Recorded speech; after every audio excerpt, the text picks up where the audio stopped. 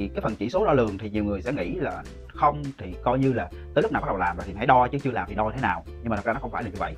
Chỉ số đo lường metric thật ra nó chính là định lượng, định hình cái mục tiêu mà mình sẽ đi tới. Xin chào mọi người, mình là Bùi Quang Tinh Tú, nhà sáng lập Envision Asset, hệ sinh thái hỗ trợ các cộng đồng. Và đây là những chia sẻ của mình và góc nhìn của mình về cộng đồng.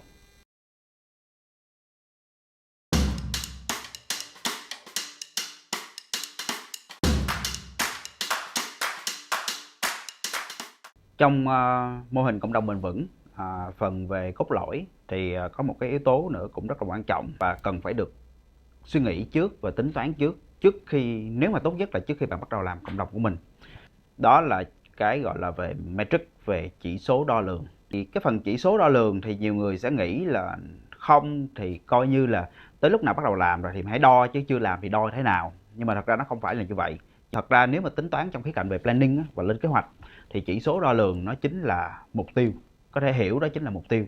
Đo lường thật ra là chúng ta phải biết đo cái gì thì chúng ta mới đo lường được, đúng không?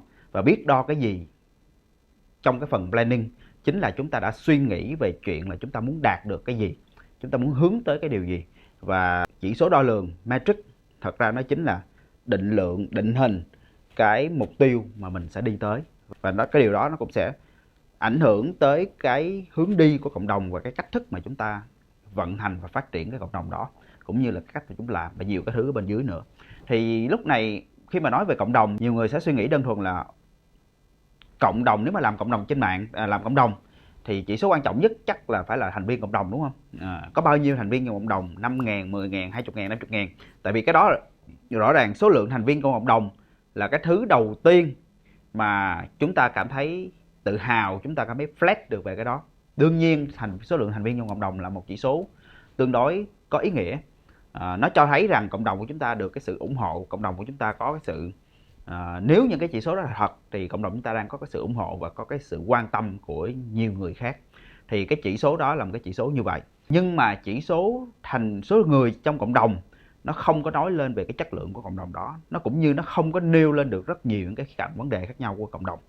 Vậy ngoài thành viên cộng đồng thì nhiều người sẽ vậy thì ngoài thành viên cộng đồng thì chúng ta sẽ có gì? Chúng ta sẽ có số lượng tương tác, đúng không? Một cộng đồng mà vừa có nhiều thành viên, vừa có nhiều tương tác thì là tốt, đúng không? Thì kiểu là như vậy. Nhưng mà thật ra nếu mà chúng ta suy nghĩ thì không phải cộng đồng nào cũng dựa vào tương tác.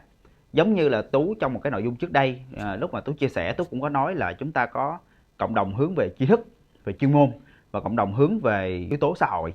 Thì lúc này những cộng đồng mà theo định hướng xã hội, hướng về yếu tố xã hội, ví dụ một cái cộng đồng như là cộng đồng single mom hoặc cộng đồng người hướng nội, chắc chắn sẽ luôn có nhiều tương tác, có nhiều nội dung, có nhiều content được post lên hàng ngày hơn so với một cái cộng đồng về chuyên môn như là cộng đồng về tài chính hay là cộng đồng về marketing. Nhưng điều đó có nói lên được rằng hai cộng đồng kia sẽ tốt hơn cộng đồng này hay không nếu mà chỉ dựa vào số lượng tương tác? Thì cái đó lại cũng không đúng. Một cái cộng đồng như là mẹ đơn thân hay là người hướng nội, nếu mà không có kiểm soát về cái nội dung đăng tải lên thì nó thậm chí nó có thể tạo ra rất nhiều những cái content nội dung mà nó có yếu tố tiêu cực chẳng hạn như thế, đại loại là đó. Nhưng mà vào một cái cộng đồng về chuyên môn có thể có ít content hơn, nhưng mà những content nó có giá trị, nó tập trung để giải quyết được vấn đề của những cái thành viên thì nó lại vẫn có thể là tốt. Vậy thì lúc này, vậy nếu mà phải định hình một số những cái chỉ số để mà đo lường và đánh giá cái hiệu quả cũng như là cái chất lượng của một cái cộng đồng thì chúng ta sẽ đo lường và đánh giá dựa trên những gì? Thì cá nhân Tú thì khi mà Tú suy nghĩ về cái chỉ số để mà đo lường đánh giá cộng đồng thì theo Tú là nó có 4 loại chỉ số. Trong mỗi cái loại chỉ số đó chúng ta thể chọn ra một vài cái chỉ số và định hình những chỉ số đó, nhưng mà nó sẽ có 4 loại. Cái loại đầu tiên là gọi là purpose driven KPI, tức là ban đầu cũng trong cái phần về cốt lõi này chúng ta có cái phần mà chúng ta đã từng nói qua, đó là cái phần về purpose, về cái mục tiêu, cái mục đích của cộng đồng. Vậy cái thứ đầu tiên mà chúng ta cần phải đo lường của một cái cộng đồng cũng như một cái doanh nghiệp là, ví dụ như sau 1 năm chúng ta làm cái cộng đồng này, sau 3 tháng, sau 6 tháng, sau 1 năm chúng ta làm cái cộng đồng này, chúng ta có đi tới gần hơn cái mục tiêu của cộng đồng mà chúng ta đặt ra ban đầu hay không? Những cái thứ mà chúng ta đang làm nó có giúp chúng ta tới được gần hơn với cái mục tiêu đó hay không? Mục tiêu của cộng đồng marketing là nâng tầm tư duy của những người làm về marketing. Vậy trong một năm vừa rồi chúng ta đã làm những gì để chúng ta nâng tầm cái tư duy của những bạn làm marketing tại Việt Nam? Ví dụ như thế, cộng đồng mẹ đơn thân, mục tiêu là mang lại hạnh phúc, giúp cho các mẹ sống hạnh phúc hơn. Vậy thì trong một năm vừa rồi, những cái hoạt động của chúng ta, những cái workshop, những cái chương trình, những hoạt động, cái thứ mà chúng ta tổ chức, nó có giúp chúng ta tới gần được hơn với cái mục tiêu đó hay không? Vậy thì cái đó là cái đầu tiên, cái chỉ số đầu tiên chúng ta phải đo lường, gọi là Purpose Driven KPI. Thì cái Purpose Driven KPI này chúng ta sẽ chọn lựa như thế nào để chúng ta thấy được là cái đó, thì nó sẽ tùy theo từng cộng đồng, nhưng mà lựa chọn như thế nào sẽ là tùy, là cái cách mà là cái thứ mà bạn sẽ phải suy nghĩ. Rồi cái chỉ số đầu tiên. Cái chỉ số thứ hai là Tú gọi nó là Grow KPI. Grow KPI của cộng đồng thì bao gồm những gì? Grow KPI của cộng đồng là như chúng ta nói là bao gồm số lượng thành viên, số lượng tương tác mà một cộng đồng nó có. Số lượng thành viên càng tăng thì chứng tỏ là những cái giá trị tốt đẹp, những cái thứ tốt đẹp của cộng đồng chúng ta đang lan tỏa nó càng ngày càng thu hút được nhiều người hơn.